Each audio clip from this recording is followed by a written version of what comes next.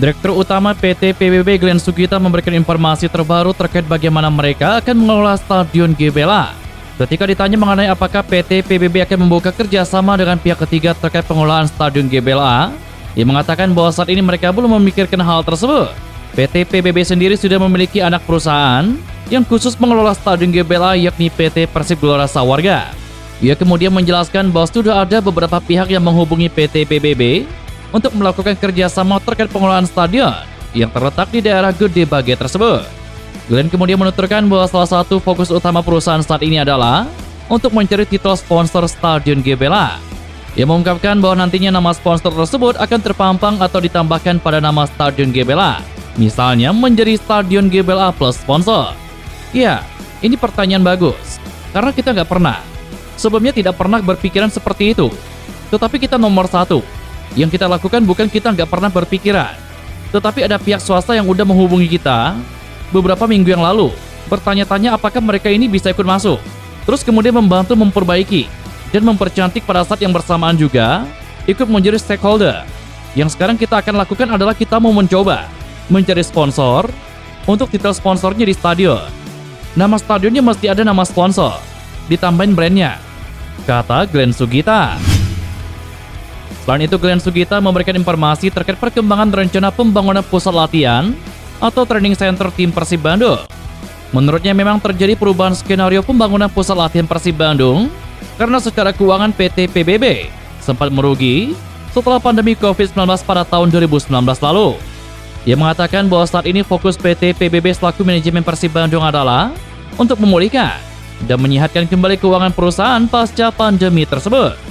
Ia kemudian menambahkan bahwa proses pembangunan fasilitas pusat latihan tim Persib Bandung tersebut akan dilakukan secara bertahap, dimulai dari membangun satu lapangan pendamping terlebih dahulu agar rumput utama Stadion GBLA tidak cepat rusak. Glenn menutup dengan mengatakan bahwa pembangunan lapangan pendamping akan segera dimulai dalam waktu dekat. Kalau saya maunya secepat mungkin, tetapi mohon maaf, karena kalau untuk membuat training ground itu tidak mudah. Kalau 3-4 tahun lalu nggak rugi, mungkin sudah jadi pusat latihan. Jadi memang ada masalah memperbaiki dulu di klub sampai bisa seperti sebelum Covid. Mungkin baru kita bangun. Tanahnya kan kita sudah punya. Jadi kita sebenarnya tinggal membangun. Kan rencananya mau membangun asrama, lapangan sintetis, dan rumput yang asli. Dan ingin membangun gedung-gedung. Jadi kita bangun bertahap. Mungkin lapangan sintetik dulu. Karena kita dengan adanya GBLA, ada lapangan latihan yang bisa kita pakai. Jadi mungkin nanti untuk rumput asli, kita pakai di situ dulu. Kemudian nanti kita bisa membuat lapangan sintetis. Mungkin kalau lagi habis becek atau apa, pemain-pemain bisa latihan di sana. Jadi akan segera dimulai. Tetapi tidak akan sekaligus semuanya. Mungkin bertahap, kata Glenn Sugita.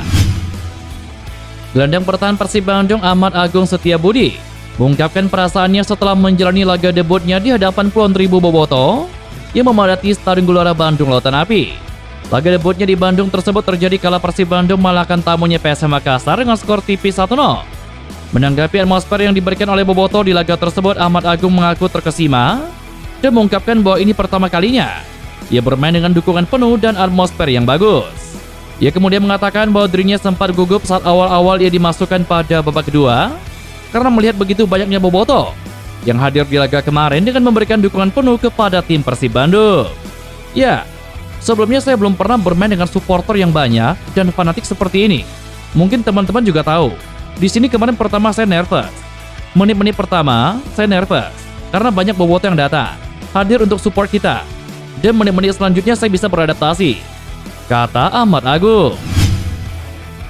Pelatih kepala Persib Bandung Boy Jenodak mengungkapkan perasaannya setelah kelompok supporter Viking Persib Club membentangkan spanduk bertuliskan Boy Jenodak is blue and white di tribun timur Stadion Gelora Bandung Lautan Api saat timnya mengalahkan PSM Makassar dengan skor tipis 1-0. Pelatih yang di laga tersebut menonton dari tribun VVIP karena sedang menjalani hukuman akumulasi kartu kuning itu, mengungkapkan hal tersebut sangat bagus. Namun ia menegaskan harus tetap fokus hingga akhir musim. Pelatih berkebangsaan Kroasia tersebut kemudian mengungkapkan pandangannya terhadap bobotoh. Menurutnya sudah berubah di musim ini menjadi lebih dewasa, dengan hanya segelintir orang yang memberikan kritikan kepada para pemainnya. Namun ia menyayangkan adanya flare yang dinyalakan di salah satu tribun stadion yang menurutnya meskipun hanya satu buah, tetapi akan menjadi sangat mahal bagi Persib Bandung karena harus membayar denda. Selalu bagus melihat itu, Tetapi saya harus tetap fokus hingga akhir. Masih ada 13 pertandingan. Dan harus fokus melihat yang terjadi di lapangan musim ini. Boboto juga berubah musim ini. Dan hanya beberapa yang meneriaki pemain kami. Sayangnya, ada satu fair. Dan karena itu kami bisa saja terkena sanksi. Tetapi yang lainnya tidak ada yang melakukan itu. Jadi orang ini harus memikirkan lagi hal tersebut. Karena ini akan menjadi flare yang mahal.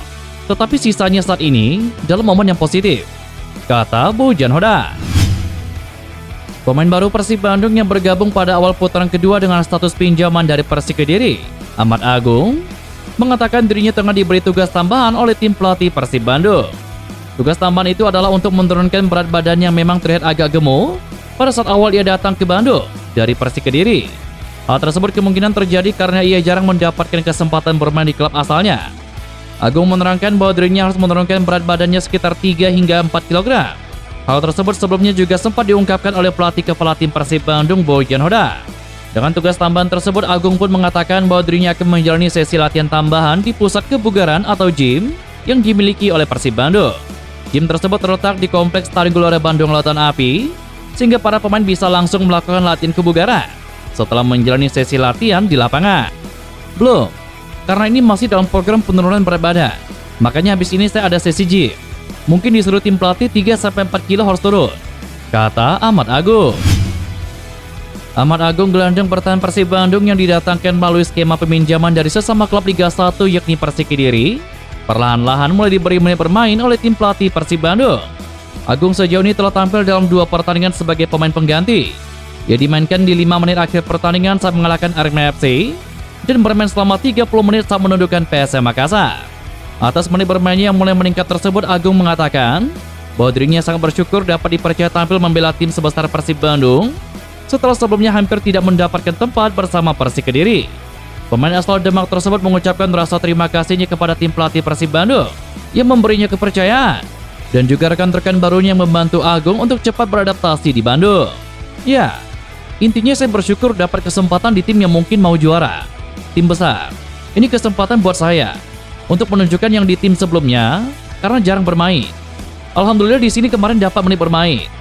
Saya terima kasih buat tim pelatih, teman-teman yang mendukung saya buat cepat beradaptasi, kata Agung.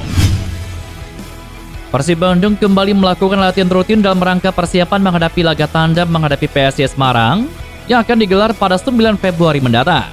Pada sesi latihan kali ini tim pelatih memberikan 2 sesi latihan yakni taktik dan juga teknik, serta sedikit latihan untuk membenahi fisik para pemain.